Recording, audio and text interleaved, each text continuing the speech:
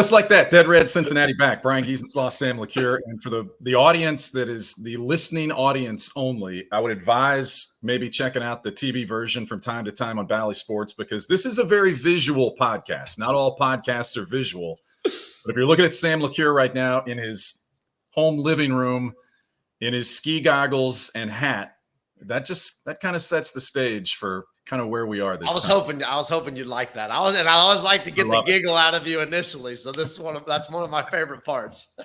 I like it. All right. I don't think we'll always have a theme to each show, a specific theme outside of the Reds.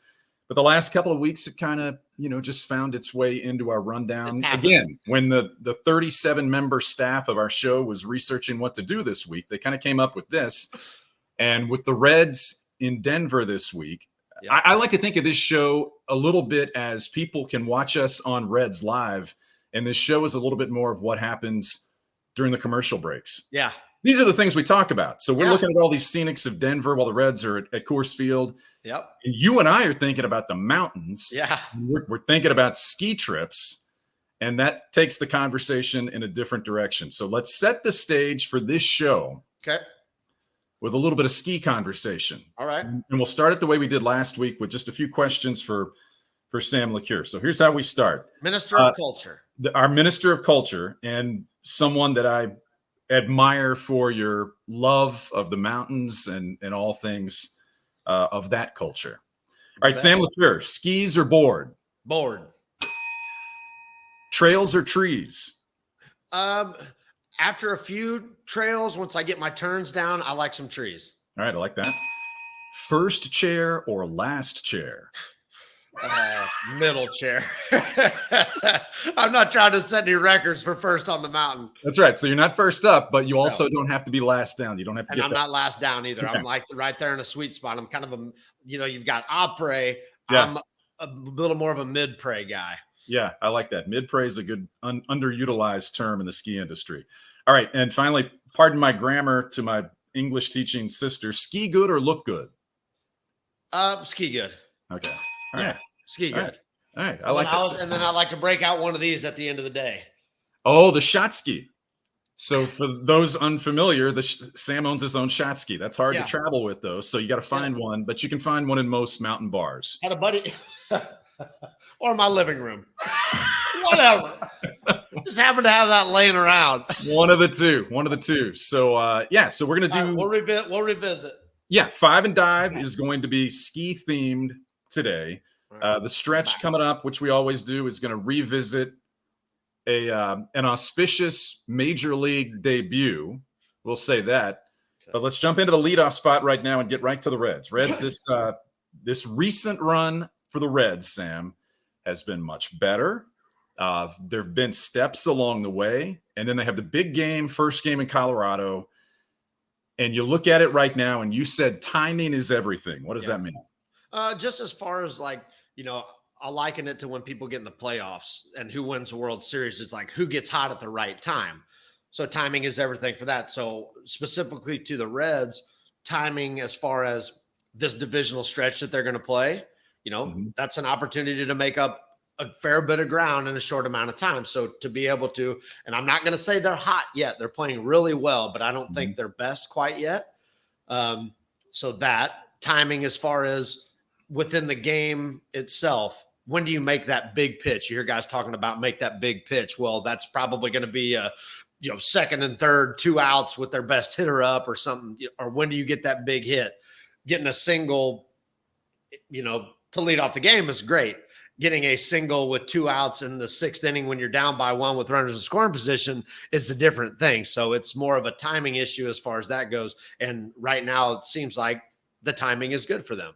Yeah. And we've said before we want to get away from comparing teams or comparing things, but right about this time last year is when the Reds got some of those new guys and some things started to click. There aren't as many new guys here or on the way, certainly as there were last year, but you can kind of feel some of the similarities if you're into that thing.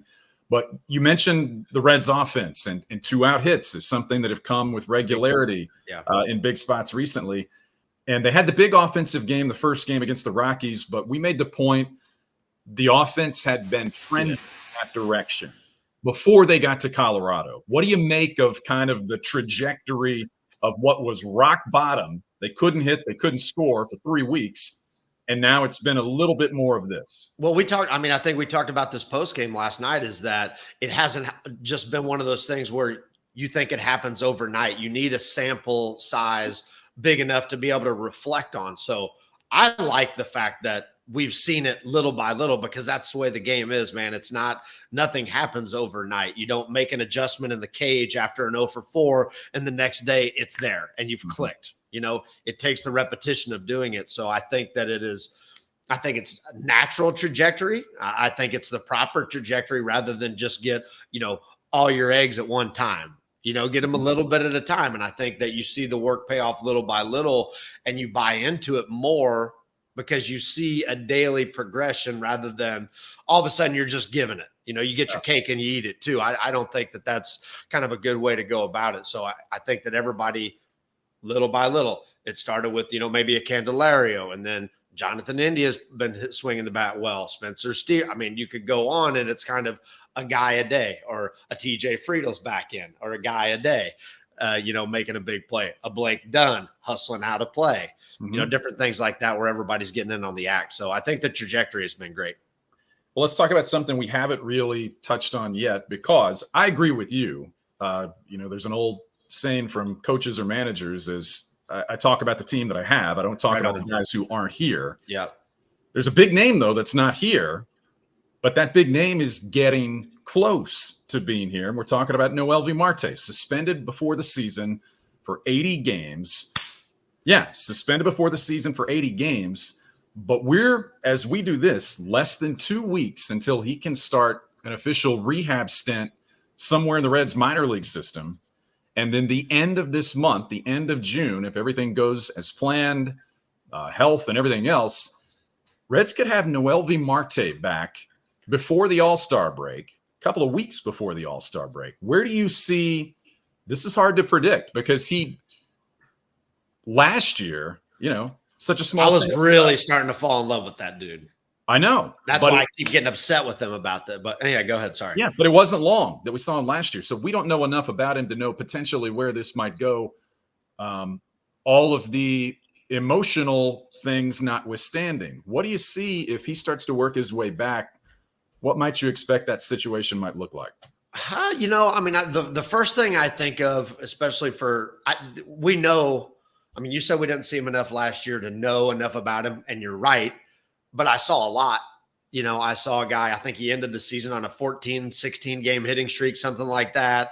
I was loving his plate discipline. I was loving the fact that he had power, but wasn't chasing after it. He had a homer or two, but was consistently hitting the ball hard on the line, back up the middle. So I think that we do know that that's there. You don't give up Luis Castillo and miss, I don't think. Well, we hope not. So I feel like I got a pretty good idea about that. The part of it is going to be the mental aspect, which is what, we always talk about. Baseball's the mental grind. I think the physical tools he's got. Yeah. As a young player, is he going to tuck his tail when he walks in the clubhouse a little bit? Is it, a little bit nervy? What are guys thinking about me? Are they mad? And the guys are all going to say the right thing. It's going to be, hey, we back him 100%. And that's been consistent with this clubhouse across the board. No question about it. So they're going to say the right thing. But internally, he's got to be having that discussion. How does that affect him on the field? Fernando Tatis Jr., guy that comes to mind, who is a good player regardless. And whatever, it might have been truly a foot cream that he put on that had some testosterone in it that spiked it, that's what it was. He's been a different player after the fact, and I don't think he's lost his physical abilities. Some of that may be a trying too hard to prove that that it wasn't that made me the player. And then there's also the question of where's he fit on the field, because if we had all that depth, the Reds had all that depth. Now. And now you got a third baseman who's swinging it pretty good. You've got a second baseman who's playing pretty well right now. You've got Elly. He ain't going nowhere. And now you have this different mix that just kind of worked itself out based on extraneous, or whatever that word is, situations. Yeah. last thing on this, because I know this, as we get closer to actually seeing him play baseball, we'll do more of this. But you brought up Tatis. Tatis was a star when he got suspended. Yeah. And so the heckling when he came back, was, and if you listen to him, still is a thing. Yeah. But he still hears it. You know that there'll be people in opposing ballparks that'll be after Noelvi Marte, but I don't think it'll be at the level that it was for someone like Tatis that was that much more well-known. But he's going to have to deal with that. I think the clubhouse is, like you said, it's going to be fine. I think that's going to be that's going to be his refuge, and it should be. Yeah. But he's going to hear some things. And so the mental part of it, the emotional part of it, that's going to be something that we don't know how he's wired to handle the whispers and the finger pointing and the whatever else that might come. Might not bother him at all. Maybe. But the Reds have a good player that they need to figure out how to navigate through that part of it. I agree with you, because I was towards the end of last year, and Elly burst on the scene, and Matt McClain was doing great, and guys were doing great. But by the end of it, by the time the door closed on that season, I was this might be my dude here. And so I've been upset with him. That's all right. That's all right. Probably a lot of people feel that way. Yeah. All right, let's do Elly De La Cruz, because we mentioned timing earlier. The timing right now is that it's been almost exactly a year since Elly De La Cruz got to the Cincinnati Reds. And it's been, as we speak, almost 162 games in the bigs for Elly De La Cruz in that time. So it begs the question, well, what do the numbers look like if this were, if this was one season instead of two halves of games spread over two seasons?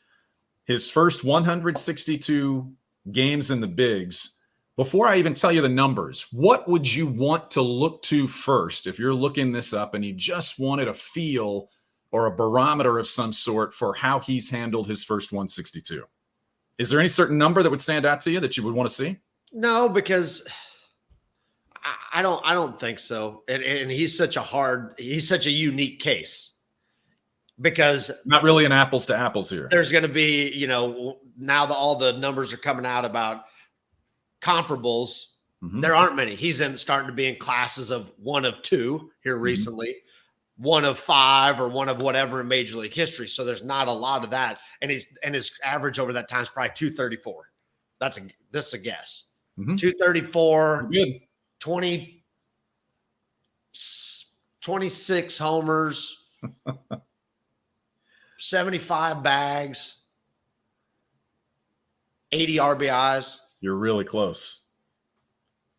You're really close. So I estimated, because we're not quite to 162 today, I estimated just a touch on the numbers, but roughly you're really close. About 145 hits, 108 runs, 27 doubles, 8 triples. And of course, if he wanted to have fewer triples, he could have had 40 doubles. Yeah. But he doesn't stop.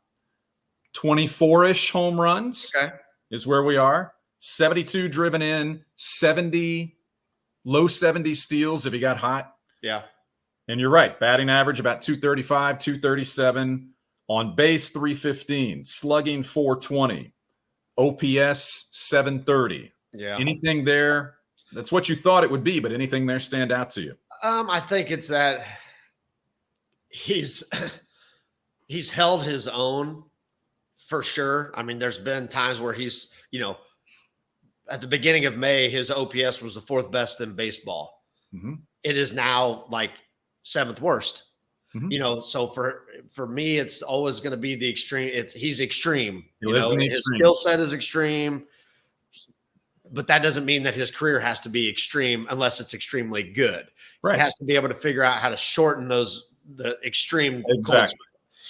So and coming into this year, we talked about, after the season last year, he did some swing changes and, modified his approach a little bit, and that was working great.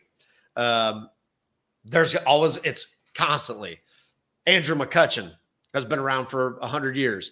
He's still making adjustments as pitchers are making adjustments to him in his 15th season in the big leagues, whatever the case is. So Elly's always going to have to do that, recognizing how they're pitching him and adjusting quickly. Like it's going to be a series. It needs to be one series of 3 games, where they're pitching him consistently this way. Mm-hmm. And he and the hitting coach have got to recognize, all right, they're starting to make the move into there. How do we get them out of here?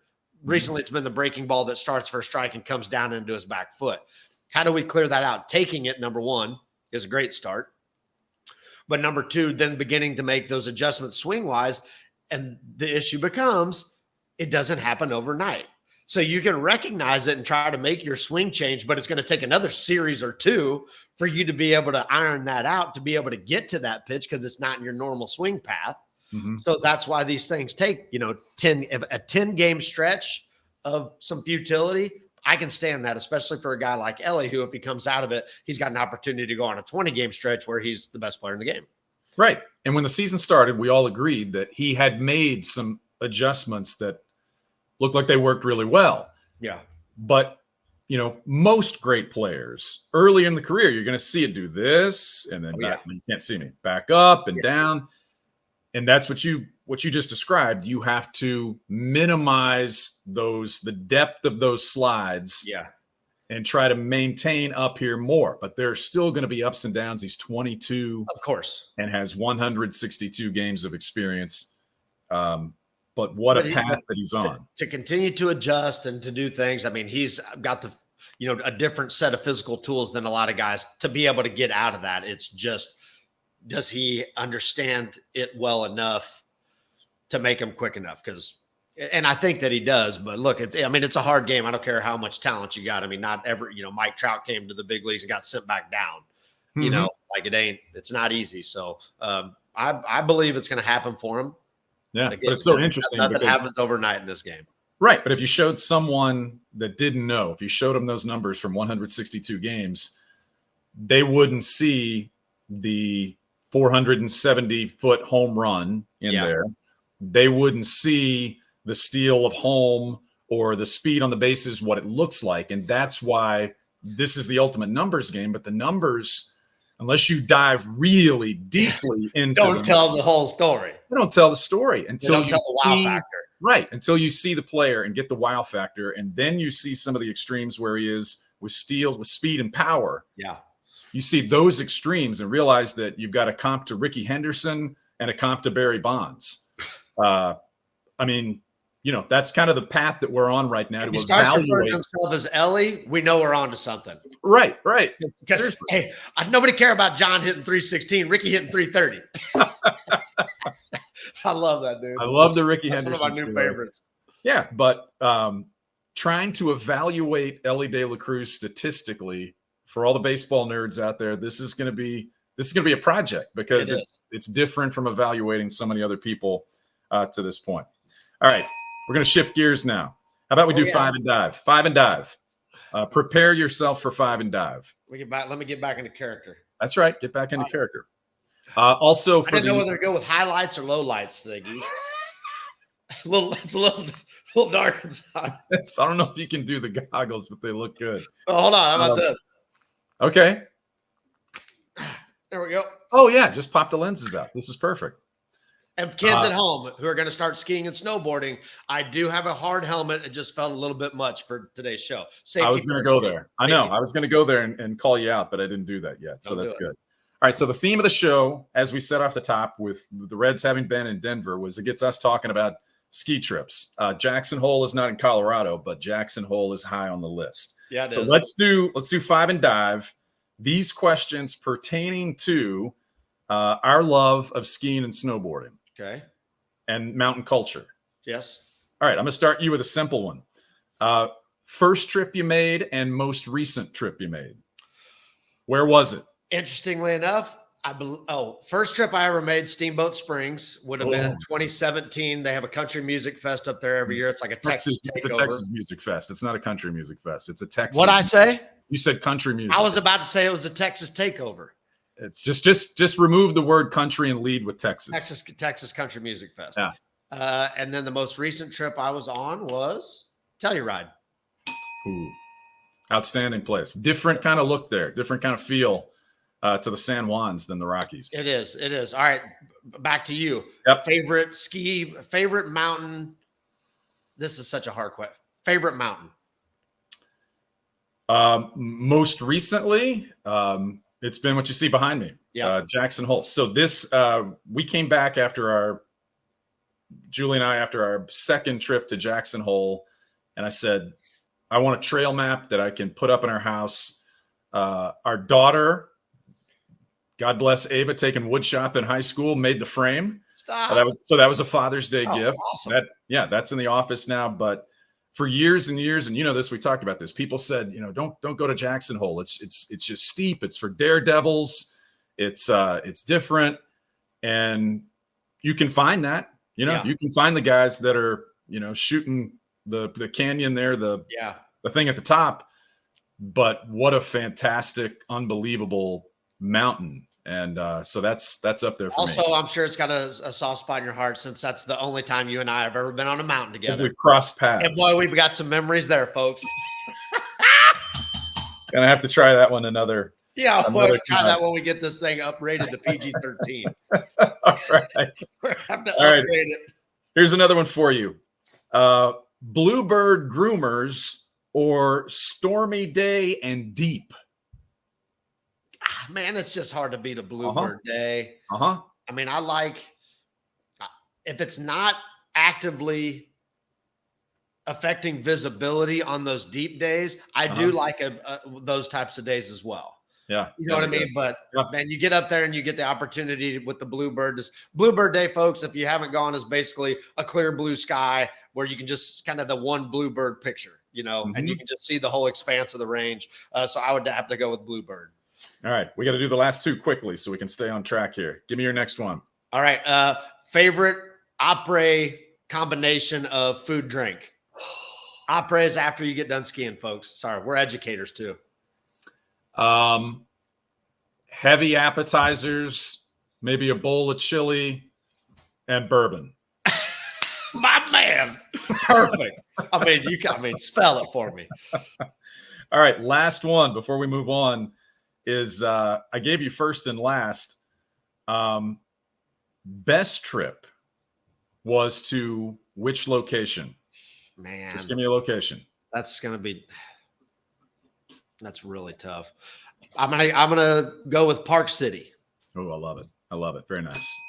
All right, time now for the stretch. And with the Reds in Colorado, Blake Dunn, the most recent Red to make his major league debut, seemed like the perfect opportunity to go back and visit a debut that happened on May 28th, 2010 at Great American Ballpark against the Houston Astros. And that would be the debut of one young, spry Fireball and Sam LeCure. Fireballing. Okay.